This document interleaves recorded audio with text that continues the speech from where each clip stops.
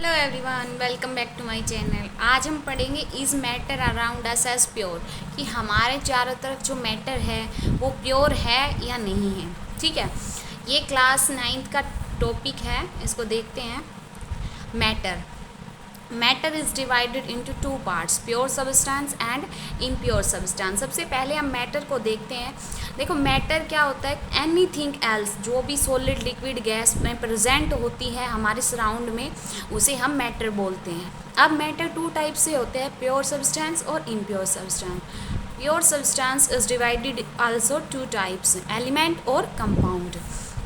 ठीक है, element divided into metals, non metals and metalloids. और सेकंड है कंपाउंड्स। देखो, एक बार हम ये फ्लो चार्ट पढ़ लेते हैं, उसके बाद इनकी डेफिनेशन और इनके करेक्टरिस्टिक पढ़ेंगे। ठीक है, इम्प्योर सब्सटेंस में मिक्सचर आ जाते हैं, होमोजीनियस और हेट्रोजीनियस। अब हम देख लेते हैं प्योर सब्सटेंस क्या होते हैं। ठीक है, pure substance is one which is made up of only one kind of particles. यानी शुद्ध मतलब क्या होते हैं? प्योर सब्सटेंस एक ही प्रकार के बने हुए होते हैं, एक प्रकार के पार्टिकल्स के बने हुए होते हैं, उसे हम प्योर सब्सटेंस कहते हैं। जैसे for example gold, oxygen, hydrogen, water, carbon dioxide etcetera. जैसे अब ऑक्सीजन है, ऑक्सीजन गैस O2 हम डिनोट करते हैं O2, यानी कि ऑक्सीजन जो है, ऑक्सीजन गैस है, वो एक ही प्रकार के एटम से मिलकर बना हुआ होता है, और एटम कौन सा है? ऑक्सीजन। ठीक है, अब नेक्स्ट हम देख लेते हैं करेक्टरिस्टिक ऑफ प्योर सब्सटेंस की। उसके करेक्टरिस्टिक क्या है? Pure substance is homogeneous in nature, homogeneous होता है नेचर के अंदर। Pure substance has definite sets of property, definite set of property, कि इनकी जो प्रॉपर्टी होती है वो डेफिनेट होती है। कैसे? कि उसके अंदर एक फिक्स अमाउंट होता है। जैसे ऑक्सीजन है, ऑक्सीजन के अंदर O2 दो मॉलिक्यूल मिलकर ऑक्सीजन गैस बनाते हैं। कार्बन डाइऑक्साइड है, तो कार्बन डाइऑक्साइड में एक कार्बन एटम होगा और दो ऑक्सीजन एटम मिलकर कार्बन डाइऑक्साइड गैस बनाते हैं। तो ये एक सेट ऑफ प्रॉपर्टी शो करते हैं।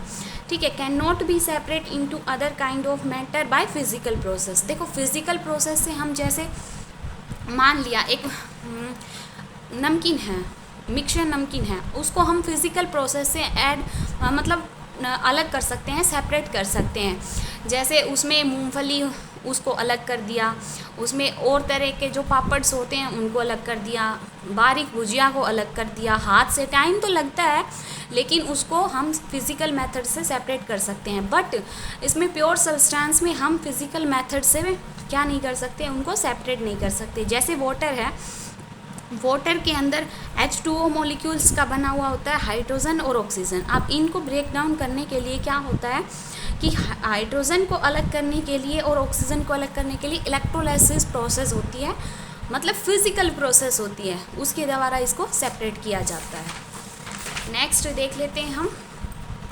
Pure substance is divided into also two parts, elements और कंपाउंड्स। ठीक है, सबसे पहले हम एलिमेंट्स पढ़ते हैं। तो एलिमेंट्स क्या होते हैं? ए फॉर्म ऑफ मैटर्स, कि मैटर्स की एक form which can not be broken, जिसको हम ब्रोकन नहीं कर सकते, into simple substance by chemical reaction. Elements क्या होते हैं? कि ए मैटर की वो फॉर्म जिसको हम ब्रेक नहीं कर सकते हैं सिंपलर फॉर्म में केमिकल रिएक्शन से। ठीक है, because they are made up of only one kind of particles. Elements होते हैं वो only one kind of particle से मिलकर बने हुए होते हैं, उनको हम केमिकली रिएक्शन के द्वारा ब्रेकन डाउन नहीं कर सकते हैं। जैसे फॉर एग्जांपल हो गया गोल्ड, कॉपर, आयरन एट्सेट्रा। ये मतलब एक टाइप के पार्टिकल से बने हुए होते हैं, सारे गोल्ड के पार्टिकल होंगे। जब मतलब जो भी एलिमेंट होता है वो प्योर सब्सटेंस में प्रेजेंट होता है, और गोल्ड है वो Ag से लिखा जाता है, और इसी के एटम्स मिलकर ये एलिमेंट्स बनाते हैं। ठीक है, इसी तरीके से कॉपर, आयरन Fe इसी तरीके से एक प्रकार के पार्टिकल्स मिलकर एलिमेंट बनाते हैं जो प्योर सब्सटेंस होते हैं। नेक्स्ट जैसे एग्जांपल देख लिया हमने वाटर में हम हाइड्रोजन H2O और ऑक्सीजन, ये क्या है, दो टाइप्स के एलिमेंट से मिलकर बना हुआ है, हाइड्रोजन और ऑक्सीजन। तो क्या है, water is not an element, element नहीं हो गया, ये क्या हो गया, एक कंपाउंड बोला जाता है इसको। अब देख लेते हैं इसमें कि सॉलिड, लिक्विड और गैस, इसमें क्या क्या होता है।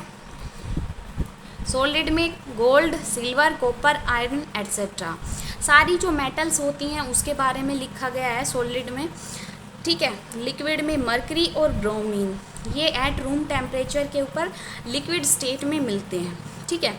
गैस हो गया ऑक्सीजन, नाइट्रोजन, हाइड्रोजन, हीलियम, ये सभी गैसेज स्टेट में मिलते हैं, ठीक है। अब क्लासिफिकेशन ऑफ एलिमेंट्स, ये हमने एलिमेंट्स की थ्योरी पढ़ ली है कि एलिमेंट्स के प्योर स्टेट में मिलते हैं, एक ही प्रकार के एटम से मिलकर बने हुए होते हैं, जैसे गोल्ड, कॉपर और आयरन, ठीक है। सॉलिड में हो गया, लिक्विड में और गैस में, तीनों स्टेट में मिलते हैं ये। क्लासिफिकेशन ऑफ एलिमेंट, अब हम क्लासिफिकेशन देख लेते हैं, मेटल्स, नॉन मेटल्स और मेटेलॉइड्स। मेटल्स क्या होती हैं, मेटल्स आर मैलिएबल्स, उनको पिघलाया जा सकता है, जैसे गोल्ड, कॉपर, एल्यूमिनियम, सिल्वर। और मैलिएबल का मतलब होता है कि convert into a thin sheet, उसको एक पतली परत के अंदर कन्वर्ट किया जाता है, ठीक है। मेटल्स आर डक्टाइल, डक्टाइल का मतलब होता है तन्यता, कि हम उसको कितना खींचकर किसी वायर के अंदर कन्वर्ट कर सकते हैं, drawn into a thin wire, ठीक है। तो सबसे ज़्यादा डक्टाइल कौन सी मेटल होती है, गोल्ड मेटल होती है, ठीक है। गोल्ड का जो वायर होता है वो 1 ग्राम अगर गोल्ड है तो उससे 2 किलोमीटर तक वायर निकल सकता है, ठीक है। और कॉपर के भी वायर होते हैं, एल्यूमिनियम के भी, सिल्वर के भी, तो ये सभी कन्वर्ट हो सकते हैं इनटू थिन वायर में, ठीक है। Metal are good conductor of heat and electricity, देखो हमारे पास जितने भी वायर्स होते हैं इनके अंदर कॉपर्स के, एल्यूमिनियम के वायर लगे हुए होते हैं, ठीक है। तो ये क्या करते हैं, कंडक्ट करते हैं इलेक्ट्रिसिटी को और हीट को, ठीक है। जैसे एग्जांपल कॉपर, एल्यूमिनियम और silver. Metal are sonorous, sonorous का मतलब होता है कि साउंड प्रोड्यूस करना, एक रिंगिंग साउंड प्रोड्यूस करना। जैसे हमारे इधर टेम्पल्स में जाते हैं तो बैल लगी हुई होती है, या फिर घर में कोई बैल लगी हुई होती है, जब भी हमने उसको स्विच ऑन किया तो वो अंदर, घर के अंदर रिंगिंग करती है कि बाहर कोई है, डोर बेल्स लगा लो, ठीक है। टेम्पल्स के अंदर अगर हम उसको बजाते हैं तो उसमें रिंगिंग साउंड प्रोड्यूस होती है और एक वाइब्रेशन क्रिएट होता है, ठीक है। उसको क्या बोलते हैं, सोनोरस। इसका बहुत सारा उपयोग किसके अंदर किया जाता है, जो शिप्स होती हैं वो उनमें यूज किया जाता है, किस लिए, वेव्स को डिटेक्ट करने के लिए। अब मेटल्स आर लस्टर्स, धातु होती है वो चमकदार होती है, गोल्ड कितना शाइनी होता है, सिल्वर भी शाइनी होता है और एल्यूमिनियम भी शाइनी होता है, तो इनके अंदर धात्विक चमक होती है। अब प्रॉपर्टी ऑफ नॉन मेटल्स देख लेते हैं, जो भी प्रॉपर्टी मेटल्स के अंदर हाँ थी, अब उसमें हम उसके अंदर नॉन मेटल्स, देखो नाम से ही डिनोट हो रहा है नॉन मेटल्स, कि मेटल्स की जो प्रॉपर्टी है वो इसके अंदर नहीं मिलती है नॉन मेटल्स के अंदर। देखो non metals are non malleables, they are brittles, malleables नहीं होती हैं, इनको हम कन्वर्ट नहीं कर सकते हैं थिन शीट के अंदर, और ये ब्राइटल होती है, ठीक है। ब्राइटल का मतलब क्या होता है, ऐसे खुरदरी स्टेट में पाई जाती है।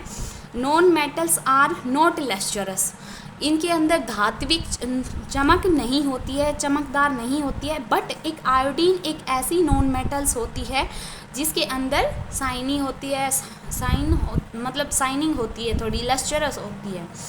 ये हम जानते हैं कि जो हमारी केमिस्ट्री है वो फुल ऑफ एक्सेप्शन से भरी हुई होती है, इसीलिए एक एक्सेप्शन ये भी है, ठीक है। Non metals are non ductiles, इनके अंदर तन्यता नहीं होती है, do not convert into a thin wire, ठीक है। Non metals are bad conductor of heat and electricity, इनके अंदर हम हीट और इलेक्ट्रिसिटी को क्या नहीं कर सकते, कंडक्ट नहीं कर सकते। जैसे कि हमें जानते हैं कि ग्रेफाइट ग्रेफाइट एक मतलब कार्बन का ही एलोट्रोप्स होता है, बट कार्बन होते तो नॉन मेटल्स हैं। तो इसमें एक एक्सेप्शन हो गया ग्रेफाइट का, ये कंडक्ट करता है इलेक्ट्रिसिटी को।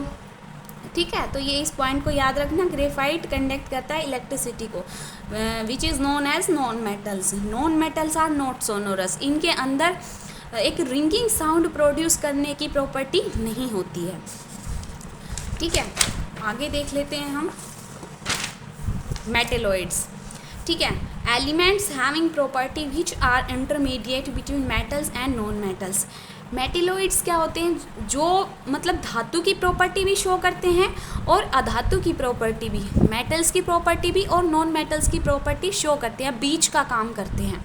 ठीक है, elements having property which an intermediate, यानी कि बीच वाली स्टेज, धातु भी की प्रॉपर्टी भी शो करता है और अधातु की प्रॉपर्टी भी शो करता है, metals and non metals, like as boron हो गया, सिलिकॉन हो गया, जर्मेनियम, आर्सेनिक, एंटीमनी हो गया। ठीक है, एंटीमनी, बिस्मिथ हो गया, ये सभी क्या करते हैं, मेटेलॉइड्स जो करते हैं, मेटल्स की प्रॉपर्टी भी और नॉन मेटल्स की प्रॉपर्टी। आई होप आपको समझ में आया हो, तो मेरी वीडियो को लाइक कर दीजिए, चैनल को सब्सक्राइब कर दीजिए और कमेंट करके ज़रूर बताइए वीडियो कैसी लगी। Thank you.